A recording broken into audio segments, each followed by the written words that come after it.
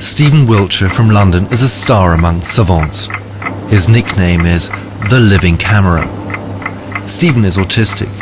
He lives in a world of his own. Communication is difficult for him. He didn't speak his first words, pencil and paper, until he was 5. Yet when he was 11, he drew a perfect aerial view of London after only one helicopter ride. Even the number of windows in all the major buildings in his drawing was correct.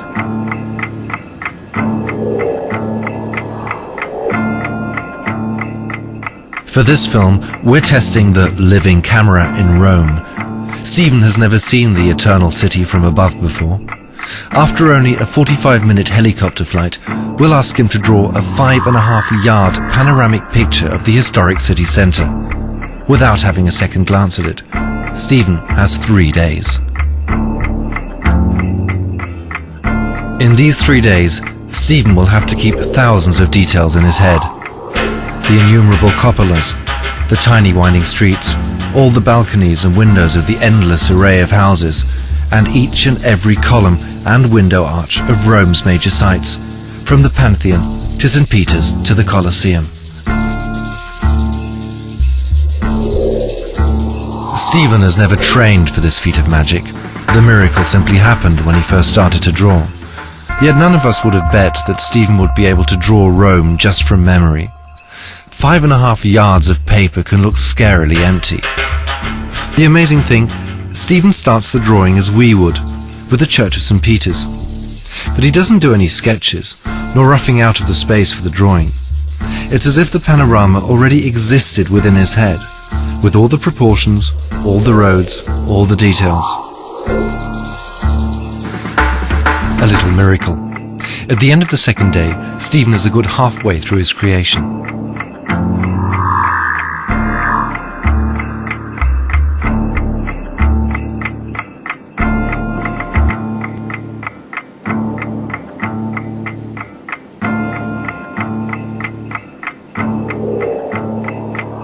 After 3 days of his drawing marathon, even Stephen Wiltshire starts to tire. He has filled in more than 5 yards of paper in fine pencil. He has been restlessly aligning window to window and house to house, because Stephen loves to be applauded for his art. In the left corner, he's finally reached the ruins of the Forum Romanum. Stephen's sister Annette is rejoicing with him. He's made it. Obviously, he's pleased with his work. Yet our vexing question still remains. How precise was Stephen's ability to memorize? Is it really true that you could only see a single curve of the Tiber from above?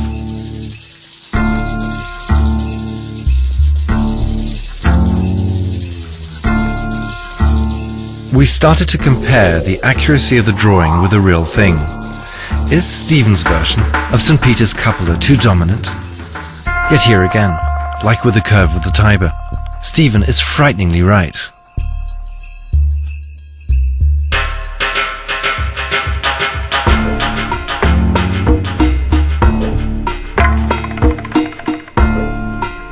We wondered if the famous Roman hill should probably stand out more in Stephen's panorama. But again, Stephen had seen it better. From 1,000 feet up, the hills are, optically, almost level.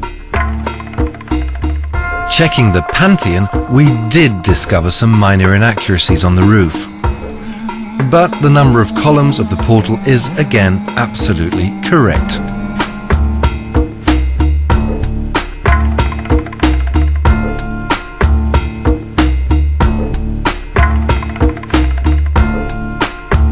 And, despite our doubts, Stephen has drawn one of the most complex buildings, the Colosseum, so precisely it's practically a blueprint of reality.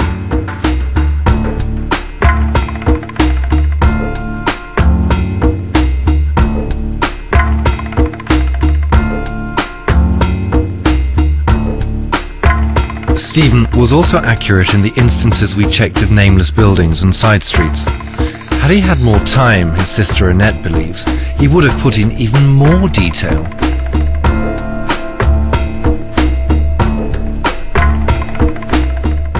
Some of them areas of all of that part, lots of detail, remember things of the some of the cities and the neighborhoods and the villages.